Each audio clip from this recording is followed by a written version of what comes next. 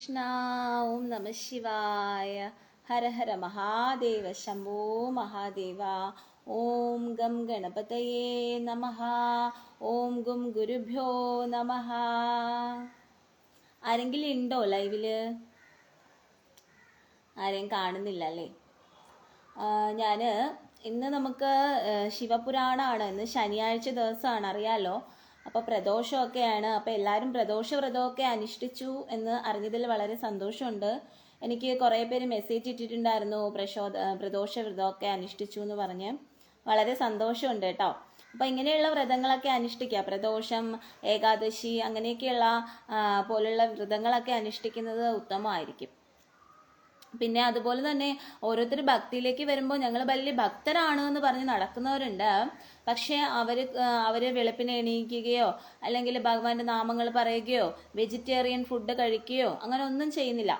എന്നിട്ട് അവർ പറയും ഞങ്ങൾ ഭയങ്കര ഭക്തരാണ് എന്ന് പറഞ്ഞിട്ട് കാര്യമില്ല. അപ്പോൾ അങ്ങനെയുള്ള ചിട്ടവട്ടങ്ങളും കൂടി നിങ്ങളുടെ ജീവിതത്തിൽ കൊണ്ടുവരാന്നുള്ളതാണ്. അപ്പോഴാണ് നമുക്ക് പൂർണ്ണമായിട്ട് അവർ ഭക്തരാണെന്ന് പറയാൻ കഴിയുള്ളൂ. അതുകൊണ്ട് പ്രധാനമായിട്ടുള്ള കാര്യം എന്ന് പറയുന്നത് വെജിറ്റേറിയൻ ആവുക എന്നുള്ളതാണ്. പിന്നെ ഹരേ കൃഷ്ണ നാമം പറയാന്നുള്ളതാണ്. ഇപ്പം പെട്ടെന്ന് തന്നെ വെജിറ്റേറിയൻ ആവാൻ കഴിഞ്ഞില്ലെങ്കിൽ ഹരേ കൃഷ്ണ നാമം പറഞ്ഞു കഴിഞ്ഞാൽ, രാധാകൃഷ്ണന്മാരുടെ നാമം പറഞ്ഞു കഴിഞ്ഞാൽ നമുക്ക് അത്രയും നല്ലതായിരിക്കും. അപ്പം ഇതൊക്കെ അനുസരിക്കുക. അപ്പം അങ്ങനെയൊക്കെ അനുസരിക്കുമ്പോഴാണ് അവിടെയാണ് അങ്ങനെയുള്ളവരെയാണ് ഭഗവാൻ കൂടുതൽ ഇഷ്ടപ്പെടുന്നത്. അതായത് വെറുതെ നോൺ വെജ് ഒക്കെ കഴിച്ചിട്ട് പല കാര്യങ്ങളും ചെയ്തിട്ട് ഭക്തരാണെന്ന് പറഞ്ഞു കഴിഞ്ഞാൽ അവരെ ഭഗവാൻ അംഗീകരിക്കുമോ? ഭഗവാൻ ഇഷ്ടപ്പെടുമോ? ഒരിക്കലും ഇല്ല. ഭഗവാൻ എപ്പോഴും സാത്വിക ഗുണമുള്ള അല്ലെങ്കിൽ അത്രയും പ്യുവറായിട്ടുള്ള പ്യുവർ മനസ്സുള്ള സാത്വികമായിട്ടുള്ള ഭക്ഷണങ്ങൾ കഴിക്കുന്ന, രാവിലെ എണീച്ച് ഭഗവാന്റെ നാമങ്ങളൊക്കെ ഹരികൃഷ്ണ നാമങ്ങളൊക്കെ ഒരുപാട് ജപിക്കുന്ന അങ്ങനെയൊക്കെയുള്ളവരുടെ കൂടെയും ഭഗവാൻ നിൽക്കുകയുള്ളൂ.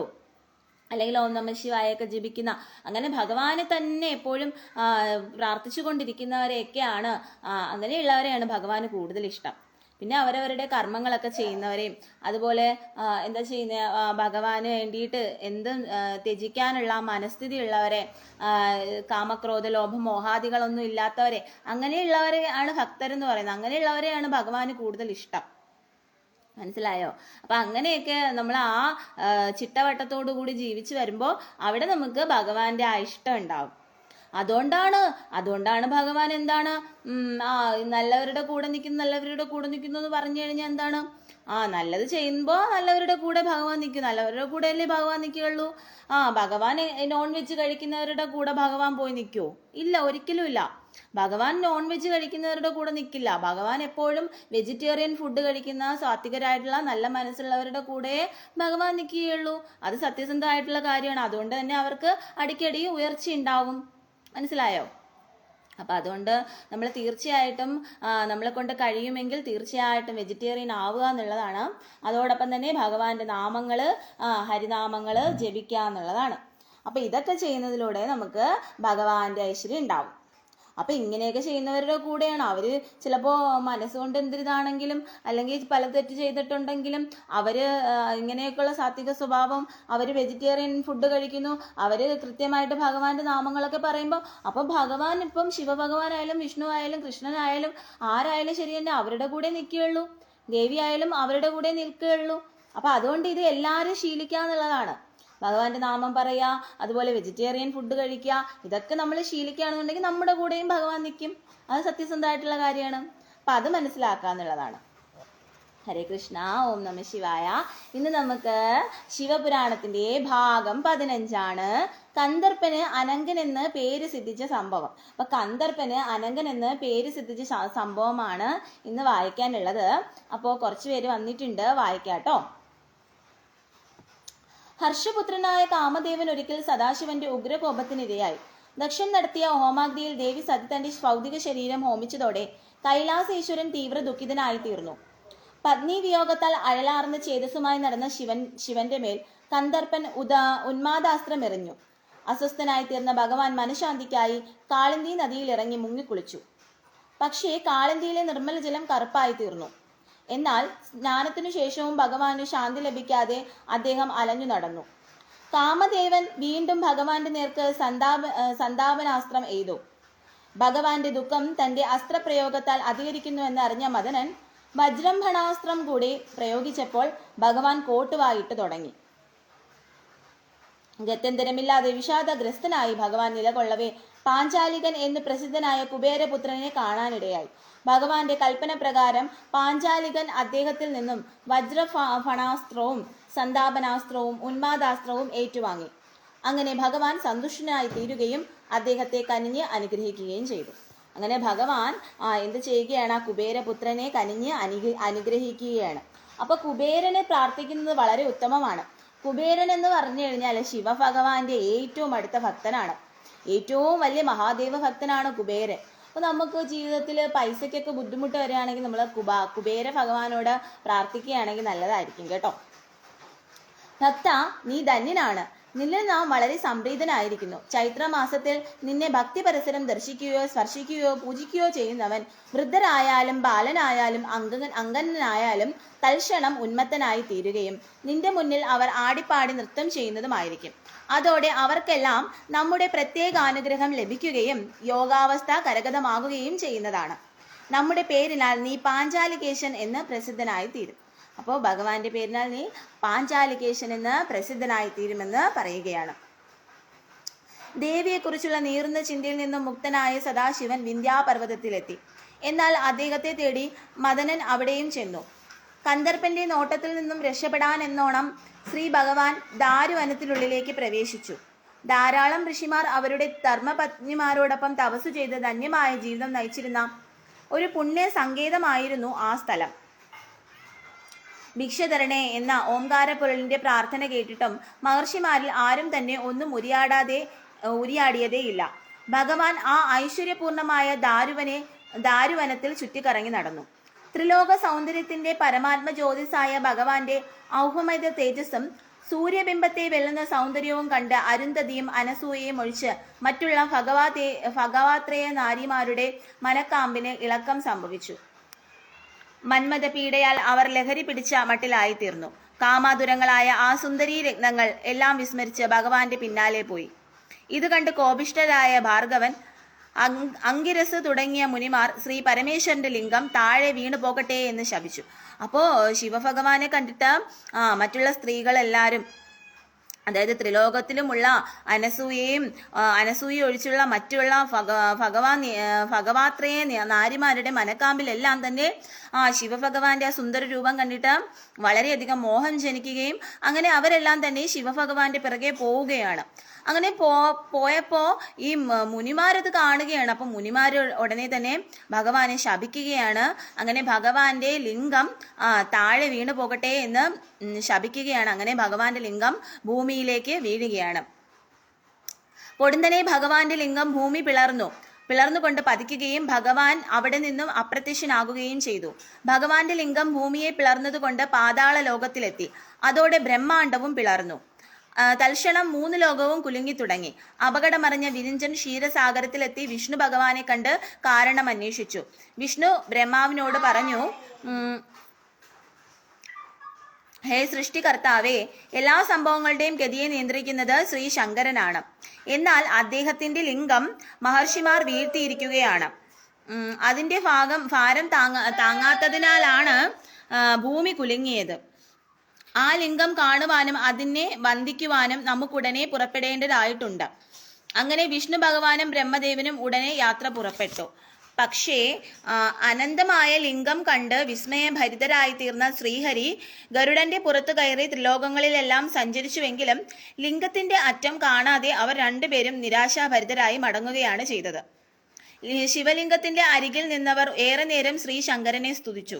സ്തുതിയിൽ സംപ്രീതനായ ഭഗവാൻ അവരുടെ മുന്നിൽ പ്രത്യക്ഷപ്പെട്ടു. അപ്പം ഭഗവാന്റെ ലിംഗം എവിടെ വീഴുകയാണ്? ഭൂമിയിൽ വീണ് അത് പാതാളത്തിൽ വീഴുകയാണ്. പിന്നെ പാതാളവും പിളർന്ന് പോവുകയാണ്. അങ്ങനെ ഭഗവാൻ എവിടെയാണ്? അവരുടെ മുന്നിൽ പ്രത്യക്ഷപ്പെടുകയാണ്. ഏറെ നേരത്തെ ശ്രീ ശങ്കരനെ സ്തുതിച്ചതുകൊണ്ട് വിഷ്ണു ഭഗവാന്റെയും മറ്റ് ദേവന്മാരുടെയും മുമ്പിൽ ഭഗവാൻ പ്രത്യക്ഷപ്പെടുകയാണ്. എന്നിട്ട് ഭഗവാൻ ചോദിക്കുകയാണ്, വിഷ്ണുദേവ, കാമതാപത്താൽ നാം അസ്വസ്ഥനായി ഉഴലുകയാണ്. ദേവിയുടെ അഭാവം നമ്മുടെ മനസ്സിനെ വല്ലാതെ ഉലയ്ക്കുന്നു. ഈ അവസ്ഥയിൽ നിങ്ങൾ എന്തിനാണ് നമ്മെ കാണാൻ ആഗ്രഹിച്ചു കൊണ്ട് സ്തുതിക്കുന്നത്? വിഷ്ണുദേവൻ വിനയഭാവത്തോടെ ഭഗവാനോട് അഭ്യർത്ഥിച്ചു. പരബ്രഹ്മ സ്വരൂപനായ മഹാപ്രഭോ, ഞങ്ങളുടെ പ്രാർത്ഥന കേൾക്കാൻ കനിവുണ്ടാകണമേ. വീഴ്ത്തപ്പെട്ട അവിടുത്തെ ലിംഗം എത്രയും പെട്ടെന്ന് തിരിച്ചെടുക്കാൻ ദയവുണ്ടാകണമേ. പ്രഭോ, ലിംഗഭാരം താങ്ങാനാകാതെയാണ് ഭൂമി പിളർന്ന് അത് പാതാളത്തിൽ പതിച്ചത്.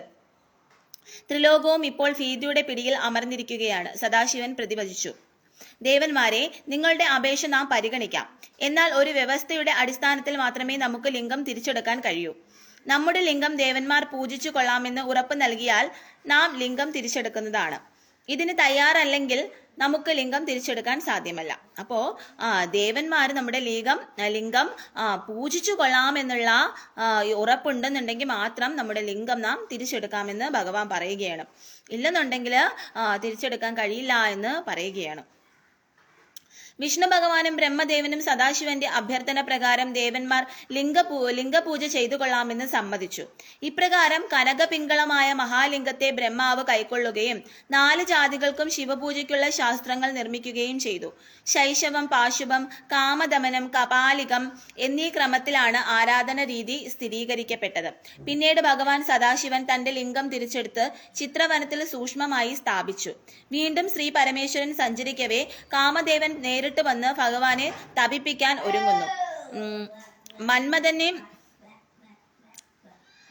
മന്മഥനെ നേരിൽ ദർശിച്ച ഭഗവാൻ തന്റെ തൃക്കണ്ണുകൊണ്ട് ആപാദചൂടം ഒന്ന് തുറിച്ചു നോക്കി.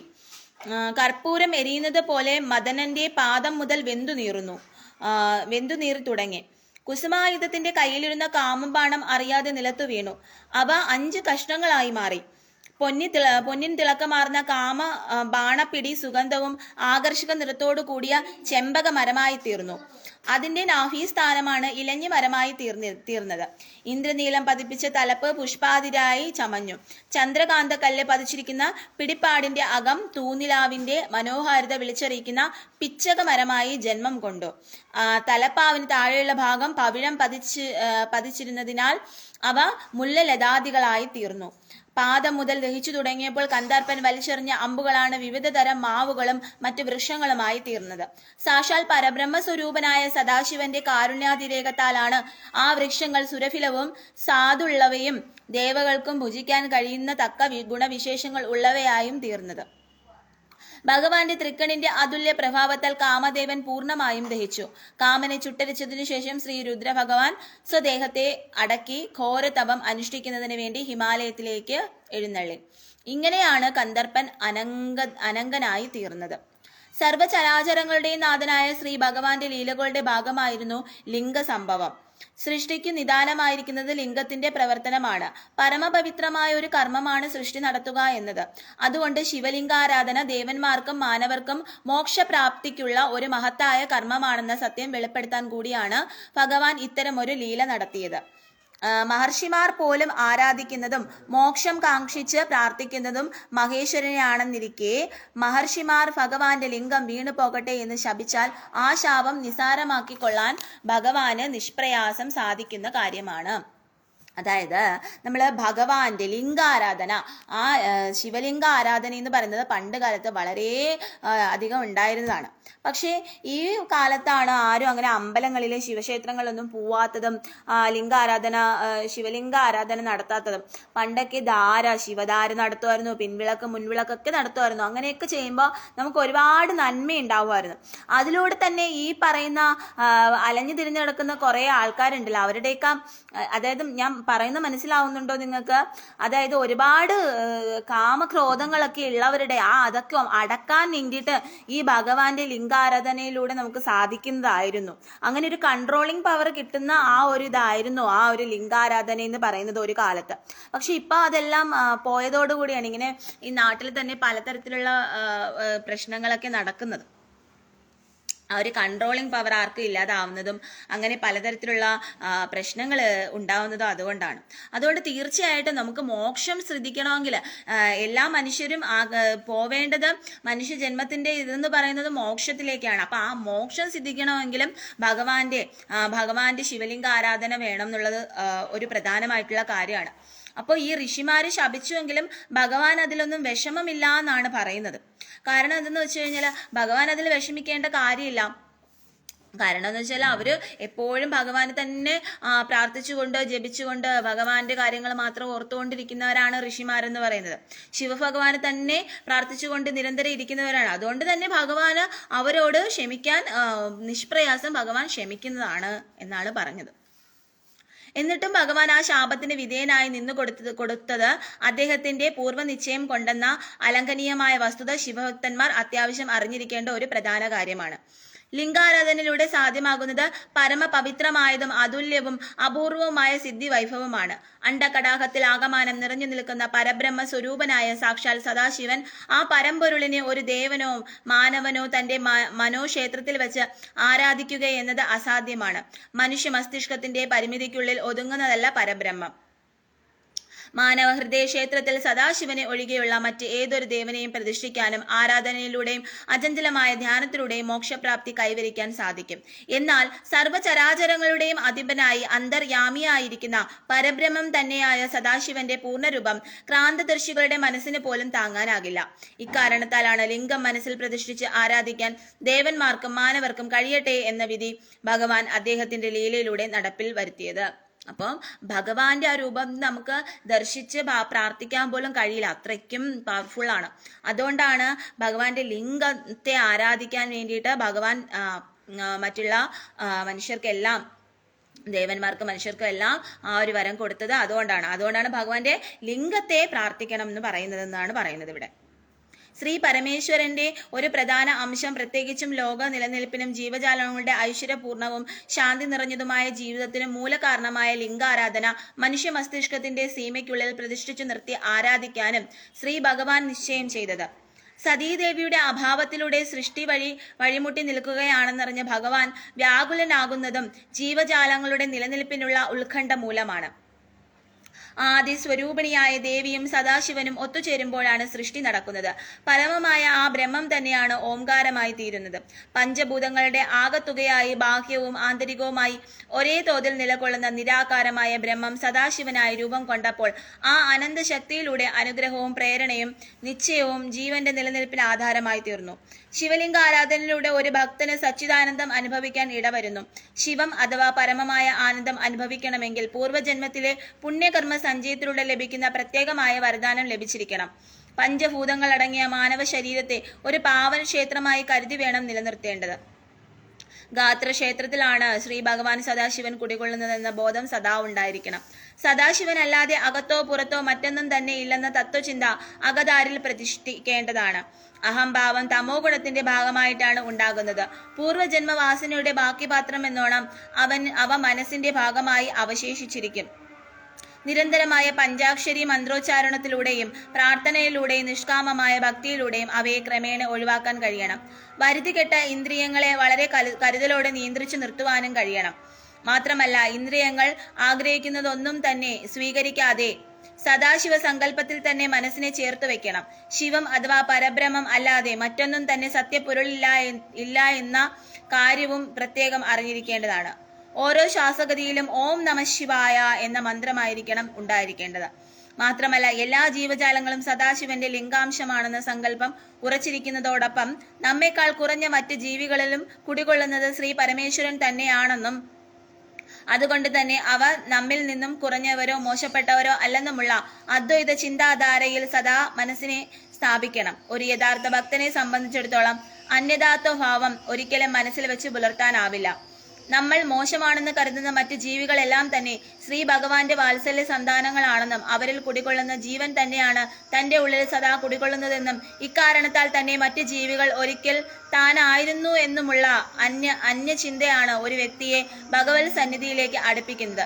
ഭക്തി അഥവാ ഈശ്വരനോടുള്ള നിഷ്കാമമായ പ്രേമം എന്നത് ഒരു ഭക്തനിൽ എത്ര ദൃഢമായിട്ടുണ്ടോ അതനുസരിച്ചാണ് അയാളുടെ ജീവാത്മാവ് പരമാത്മാവായ സദാശിവനോട് അടുക്കുന്നതും വാചാമഗോചരമായ സുഖം അല്ലെങ്കിൽ ആനന്ദം അനുഭവിക്കാനുള്ള അർഹത ഉണ്ടാകുന്നതും എന്ന കാര്യം പ്രത്യേകിച്ചും ശ്രദ്ധിച്ചിരിക്കേണ്ടതാണ്.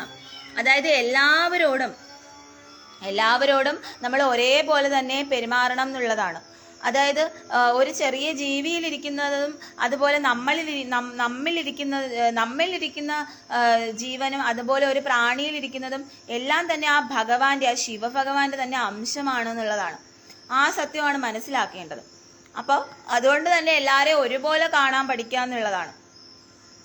ഈവൻ നമ്മളെ ദ്രോഹിക്കുന്നവരാണെങ്കിൽ കൂടി അവർ എത്രത്തോളം നമ്മളെ ദ്രോഹിക്കും, കുറേ നാൾ നമ്മളെ ദ്രോഹിക്കും. അത് കഴിയുമ്പോൾ അവർക്ക് എന്തെങ്കിലും ശിക്ഷ, നമ്മൾ അതിലൊന്നും പ്രതികരിക്കാതിരിക്കുമ്പോൾ അവർക്ക് ഭഗവാൻ തന്നെ അതിനുള്ള ശിക്ഷ കൊടുത്തോളും. അതുകൊണ്ട് നമ്മളതിൽ ബോധേഡാവേണ്ട ആവശ്യമില്ല, നമ്മൾ അവരെ വെറുതെ കുറ്റം പറയേണ്ട ആവശ്യമില്ല. അവർക്കുള്ള ശിക്ഷ എപ്പോഴായാലും കൊടുത്തോളും എന്ന് ഉള്ളൊരു മനസ്ഥിതിയിൽ എല്ലാവരും ഒന്നാണെന്നുള്ളൊരു ആ ചിന്ത നമ്മുടെ മനസ്സിൽ ഉണ്ടാവണം എന്നുള്ളതാണ്. അതുകൊണ്ട് എല്ലാവരെയും ഒരുപോലെ കാണാൻ പഠിക്കണം. ഞാൻ വലിയവനെന്നോ അല്ലെങ്കിൽ ആ പോകുന്ന ആൾ ചെറിയ ആളാണെന്നോ അങ്ങനെ ഒരു തെറ്റിദ്ധാരണ ആർക്കും ഉണ്ടാവേണ്ട കാര്യമില്ല എന്നാണ്. അപ്പോൾ ഭഗവാന്റെ പഞ്ചാക്ഷരി മന്ത്രം എല്ലാവരും പറയാന്നുള്ളതാണ്. സർവം ശ്രീ കൃഷ്ണാർപ്പണമസ്തു, സർവം ശ്രീ മഹാദേവാർപ്പണമസ്തു. ഹര ഹര മഹാദേവ, ശംഭോ മഹാദേവ. രാധേ രാധേ. ഇന്നത്തെ നമ്മുടെ ഈ ഭാഗം 15 കഴിഞ്ഞു. അപ്പം ഇനി നമുക്ക് അടുത്ത ക്ലാസ്സിൽ അടുത്ത ഭാഗം പറയാം കേട്ടോ. അപ്പോൾ ഒത്തിരി സന്തോഷമുണ്ട്. ഞാൻ ഇന്ന് കുറച്ച് അങ്ങനെ വലിയ മേക്കപ്പ് ഒന്നും ഇട്ടൊന്നുമല്ല കേട്ടോ വന്നത്, ഞാൻ പെട്ടെന്നൊന്ന് വന്നതാണ്. കാരണം ഇന്ന് ശനിയാഴ്ച ദിവസം പ്രദോഷ വ്രതവും കൂടെയാണ്. ശനിയാഴ്ച ദിവസം പ്രദോഷ വ്രതവും കൂടെ ആകുമ്പോഴത്തേക്ക് കുറച്ചും കൂടി നമുക്ക് ഇത് ഭഗവാന്റെ കാര്യങ്ങളൊക്കെ പറയുമ്പോൾ കുറച്ചുകൂടി നമുക്ക് നല്ലതായിരിക്കും. അതുകൊണ്ട് ഞാൻ ഓടി വന്നതാണ്. പിന്നെ നിങ്ങൾ വിചാരിക്കും ഞാൻ ഈ വീഡിയോ ഇടുമ്പോഴത്തേക്ക് ഞാൻ സ്പീഡിൽ പറഞ്ഞു പോകണല്ലോ എന്ന് നിങ്ങൾ വിചാരിക്കും. അത് വേറൊന്നും കൊണ്ടല്ല, കുറച്ച് സമയത്തിൻ്റെ ഇത് ഉള്ളത് കൊണ്ടാണ് എനിക്ക് കുറച്ച് സ്പീഡിലായി പോകുന്നതാണ്. കാരണം എത്രയും പെട്ടെന്ന് നമുക്ക് വീഡിയോ തീർത്ത് കഴിഞ്ഞാൽ നമുക്ക് പെട്ടെന്ന് തന്നെ എല്ലാവർക്കും അത് കാണാൻ പറ്റുമല്ലോ. അപ്പം ഒരുപാട് മുഷിയത്തില്ല. അല്ലെങ്കിൽ നമ്മളിങ്ങനെ പതുക്കെ പറയുമ്പോൾ എല്ലാവർക്കും ഒരു ഇതായിരിക്കും, പിന്നെ അത് ഒരുപാട് ടൈം എടുക്കും. അതൊക്കെ കൊണ്ടാണ് ഞാൻ ഇച്ചിരി സ്പീഡിൽ വായിച്ചു പോകുന്നത് കേട്ടോ. അപ്പം അതിൽ ഒന്നും തോന്നരുത് നിങ്ങൾക്ക് ആർക്കും കേട്ടോ. അപ്പം അതുകൊണ്ടാണ് എനിക്ക് പേഴ്സണലി കുറേ കാര്യങ്ങൾ പറയാനുണ്ട് നിങ്ങളോട്. നിങ്ങൾ വിചാരിക്കും ഞാനിങ്ങനെ സംസാരിക്കുക, എനിക്ക് വീടൊക്കെ ഉണ്ട്, എനിക്ക് ഇതാണല്ലോ, പിന്നെ എനിക്ക് ഇങ്ങനെ എന്തിനാണ് ഇതിൻ്റെ ആവശ്യമില്ലെന്ന്. പക്ഷെ എനിക്ക് ഒരുപാട് പ്രശ്നങ്ങളുണ്ട്. പക്ഷെ ഞാനത് ആരോടും അങ്ങനെ പറഞ്ഞുകൊണ്ട് നടക്കാറില്ല. കാരണം നിങ്ങൾക്കറിയില്ല, ഞാൻ ഓരോരോ പല സ്ഥലങ്ങളിൽ ജോലിക്ക് പോയ സമയത്ത് തന്നെ എനിക്ക് പല തരത്തിലുള്ള പ്രശ്നങ്ങൾ ഉണ്ടായിട്ടുണ്ട്. അത് എനിക്കെന്നല്ല, എല്ലാവർക്കും ഉണ്ടായിട്ടുണ്ടായിരിക്കാം. പക്ഷേ പലരും അതൊക്കെ ചിലർക്ക് അതിന് അത്രയും ഗട്സ് ഉള്ളതുകൊണ്ട് അവരതൊക്കെ എന്തരാ എന്നുള്ള രീതിയിൽ ഇങ്ങനെ പിടിച്ചു നിന്ന് പോണവരൊക്കെ ഉണ്ട്. പക്ഷെ എനിക്കൊരു കാര്യമുണ്ട്, എനിക്ക് റെസ്പെക്റ്റ് ഇടാത്ത അല്ലെങ്കിൽ എന്നെ ഒരുമാതിരിയൊക്കെ ഇങ്ങനെ പറയുന്നവരുടെ കൂടെ എനിക്ക് നിൽക്കാൻ അത്ര പണ്ടേ എനിക്ക് അങ്ങനെ ഒരു ക്യാരക്ടറുണ്ട്. പക്ഷെ അവർ പറയുമ്പോൾ ഞാൻ കുറേയൊക്കെ ക്ഷമിക്കും, ഭൂമിയോളം ക്ഷമിക്കും. പക്ഷെ പിന്നെ അതിനപ്പുറം ആകുമ്പോഴത്തേക്ക് എനിക്ക് തന്നെ മനസ്സ് മടിച്ചു പോകും. നമ്മളെന്തോ അതുകൊണ്ട് എനിക്ക് എപ്പോഴും ഒരു ലീഡർഷിപ്പ് ക്വാളിറ്റി എനിക്കതാണ് ഇഷ്ടം. അതായത് ഞാൻ നിന്നിട്ട് കുറേ പേരെ എൻ്റെ കീഴിൽ എനിക്ക് സംസാരിക്കാൻ അങ്ങനെയൊക്കെയാണ് എനിക്കിഷ്ടം. അതായത് ഒരു സൂപ്പർവൈസർ പോലെയൊക്കെ അങ്ങനെയാണ് എനിക്കിഷ്ടം. അല്ലാതെ മറ്റുള്ളവരുടെ ഒരു കീഴിൽ പോയി നിന്നിട്ട് അവരുടെ വായിരിക്കുന്ന കേട്ട് അവരുടെ പല കുത്തുവാക്കുകൾ കേട്ട് അവർ പറയുന്ന ഓരോ ഇത് കേട്ട് അങ്ങനെ ഒരു ഇതിനോട് ഒട്ടും എനിക്കിഷ്ടമല്ല. പക്ഷെ എൻ്റെ ഒരു ക്യാരക്ടറുള്ള ഒരുപാട് പേര് ചിലപ്പോൾ ഈ ലൈവിൽ വരുമ്പോൾ തന്നെ അതിൽ തന്നെ ഒരുപാട് പേര് ഉണ്ടായിരിക്കാം അങ്ങനെ ഒരു ലീഡർഷിപ്പ് ക്വാളിറ്റി ഉള്ളവർ. അല്ലാതെ എനിക്ക് അങ്ങനെയാണ്. അല്ലെങ്കിൽ പിന്നെ ഞാൻ എന്താ വെച്ചാൽ ഒറ്റയ്ക്ക് നിൽക്കേണ്ടി വരും. അങ്ങനെ എനിക്കൊരു പ്രശ്നമുണ്ട്. അതുകൊണ്ട് തന്നെ എനിക്ക് ഫ്രണ്ട് സർക്കിൾ ഉണ്ട്, ഫ്രണ്ട് സർക്കിളൊക്കെ ഇഷ്ടംപോലെ ഉണ്ടായിരുന്നു. പക്ഷെ ഇപ്പം എനിക്ക് അങ്ങനെ വലിയ ഫ്രണ്ട്ഷിപ്പ് അങ്ങനെ ഇതില്ല. കാരണം വെച്ചാൽ ഞാൻ ഒരു സമയത്ത് ഞാൻ ഹോളി ക്രോസിലൊക്കെ വർക്ക് ചെയ്തുകൊണ്ടിരുന്ന ടൈമിലൊക്കെ ഞാൻ ഒരുപാട് പേരെ ഹെൽപ്പ് ചെയ്തിട്ടുണ്ട്. എൻ്റെ കൂട്ടുകാരികളെ ആയാലും കൂട്ടുകാരന്മാരെ ആയാലും എല്ലാവരെയായാലും ഞാൻ ഹെൽപ്പ് ചെയ്തിട്ടുണ്ട്. എന്നെക്കൊണ്ട് പറ്റുന്ന രീതിയിൽ എല്ലാ കാര്യങ്ങളും ചെയ്തു കൊടുത്തിട്ടുണ്ട്. അവർക്ക് ഇവനൊരു കൂട്ടില്ല, അല്ലെങ്കിൽ അവർക്ക് എവിടെയെങ്കിലും പോവാനായിട്ട് ആരും ഇല്ല എന്ന് പറയുമ്പോൾ ഞാൻ ഓടി ചെന്നിട്ടുണ്ട് അവരുടെ കൂടെ.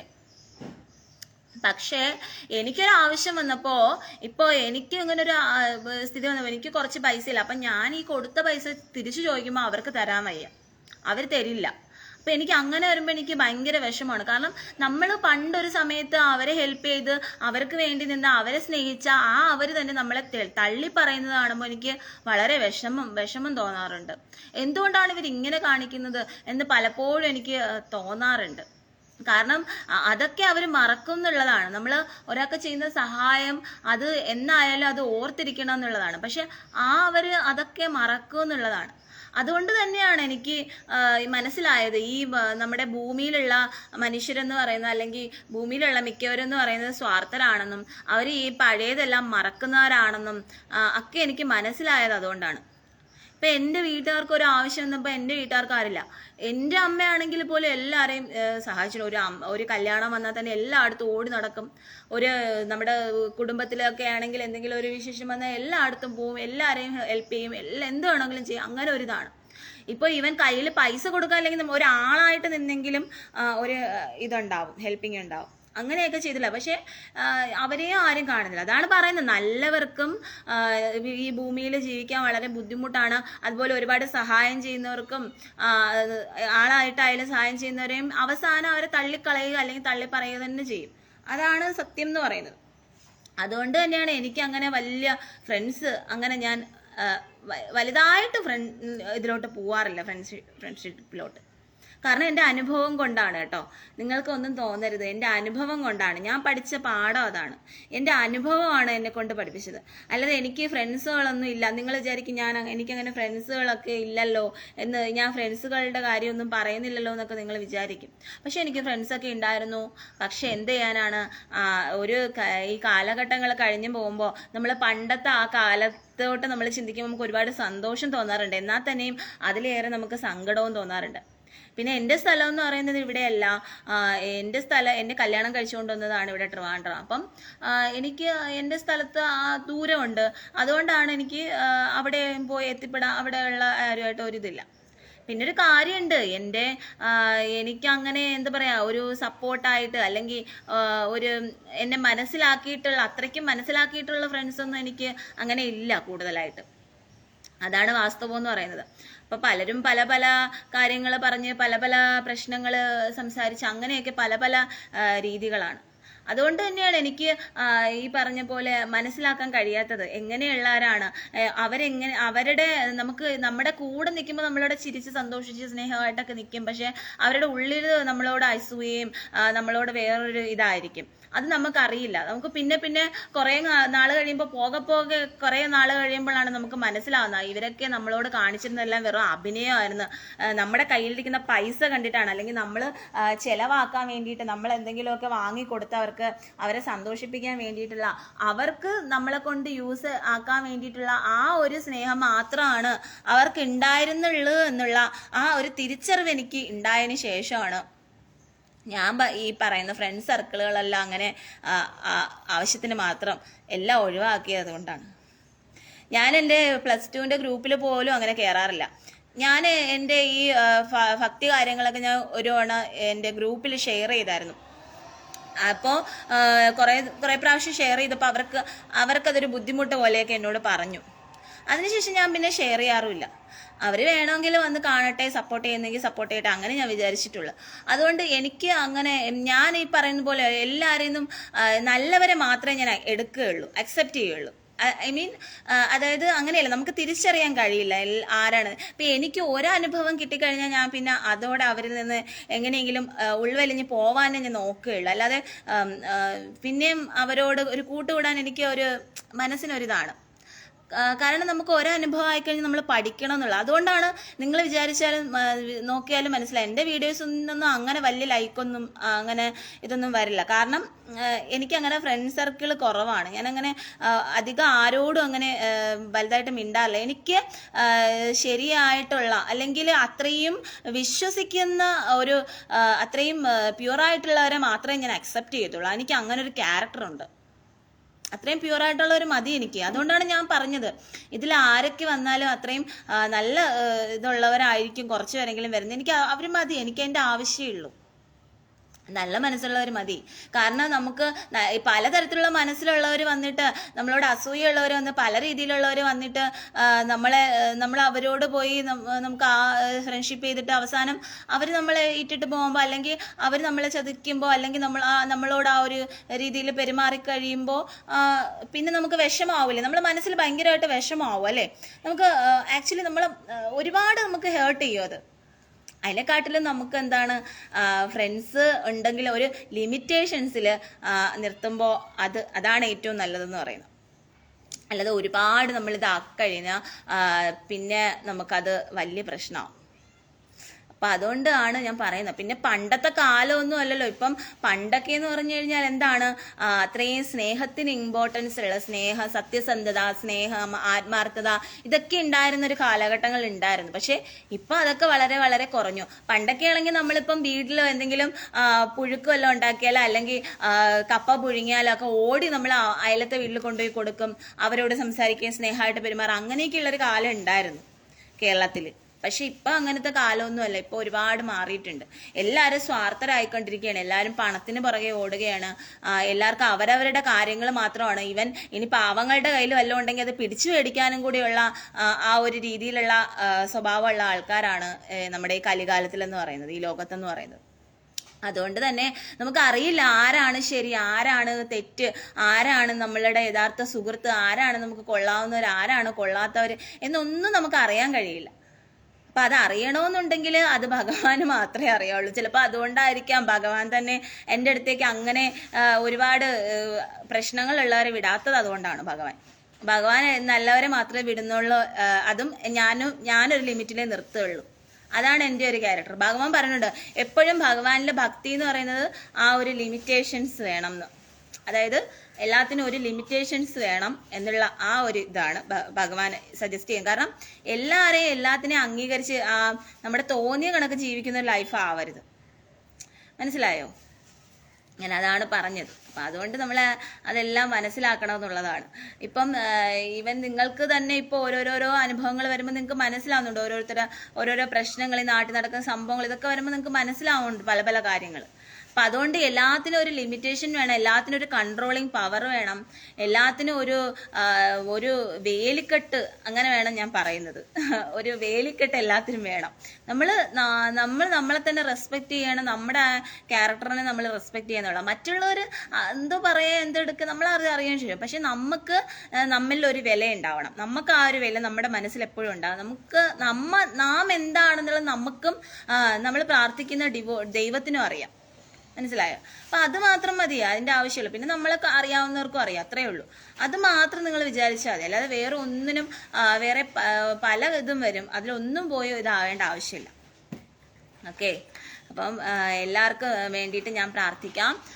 എല്ലാവർക്കും നല്ലത് വരട്ടെ എന്ന് പ്രാർത്ഥിക്കുന്നു. അതുപോലെ നമുക്കിനി മുല്ലപ്പെരിയാറിൻ്റെ കാര്യമുണ്ട്. അത് എത്രയും പെട്ടെന്ന് ശരിയാവാൻ വേണ്ടി കൂടി നമുക്ക് ശിവഭഗവാനോടും പാർവതി ദേവിയോടും അതുപോലെ രാധാകൃഷ്ണന്മാരോടും എല്ലാം നമുക്ക് പ്രാർത്ഥിക്കാം. ഭഗവാനോട് നമുക്ക് പ്രാർത്ഥിക്കാം. ഓം നമഃ ശിവായ.